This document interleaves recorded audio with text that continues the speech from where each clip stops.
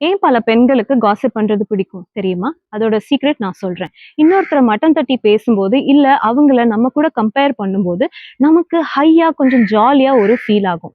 இதுக்குண்டான பதில் உங்களுடைய பிரெயின்ல தான் இருக்கு. உங்களுடைய பிரெயின் கெமிக்கல்ஸ்ல ஒண்ணு தான் செரோட்டோனின். இது ரிலீஸ் ஆனா நமக்கு ஒரு ஹையா ஒரு ஃபீல் குடுக்கும். உங்களுடைய ஓன் கோல்ஸ் அச்சீவ் பண்ணும்போது, ஹார்ட் ஒர்க் பண்ணிட்டு ஒரு ரிசல்ட் வரும்போது, இல்லாட்டி மத்தவங்கள இன்ஸ்பயர் பண்ணும்போது, இந்த செரோட்டோனின் நேச்சுரலா ரிலீஸ் ஆகும். அதனால நீங்க கிரவுண்டடாவும், ரெஸ்பெக்டடாவும் ஃபீல் பண்ணுவீங்க. ஆனா ஒரு ஷார்ட்கட் இருக்கு. அதுதான் காசிப். அவள பாரு, இந்த ப்ரமோஷனுக்கு காக்கா புடிச்சு தான் வாங்குனா. டேலண்ட்லாம் ஒண்ணும் இல்ல. நான் இருந்தா நல்லா பண்ணியிருப்பேன். இப்படி மட்டம் தட்டி பேசும்போது, உங்க பிரெயின் பொய்யா செரோட்டோனின் ரிலீஸ் பண்ணுது. கொஞ்ச நேரத்துக்கு நீங்க ஒரு தனி வேர்ல்ட்ல இருப்பீங்க. நான் தான் பெஸ்ட், நான் தான் சுப்பீரியர் அப்படின்னு.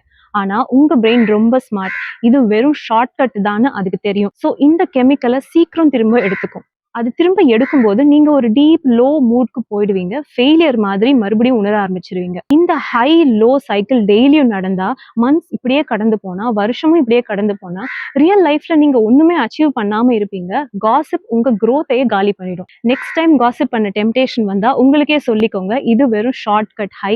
நான் என் ரியல் அச்சீவ்மெண்ட்காக போராட போறேன். இந்த ஃபேக் கேம்காக இல்ல அப்படின்னு.